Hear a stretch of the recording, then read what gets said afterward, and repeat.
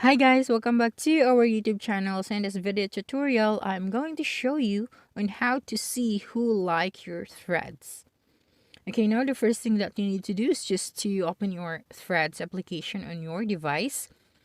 And then when we go to our profile, we will be able to see the posts that we have and then see the likes. But since no one likes our post, so we'll just have to go back to our feed and then try to look for the posts of other people. And then if you see this option, okay, this one, the number of likes, you'll just have to click on it. Okay, and then you'll be able to see who like your threads. Okay, it applies the same as to your post, but since we don't have lots of posts, so we're just going to look at the other people's post. Okay, so that's it.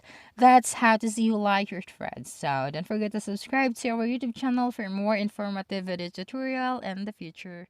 Bye bye.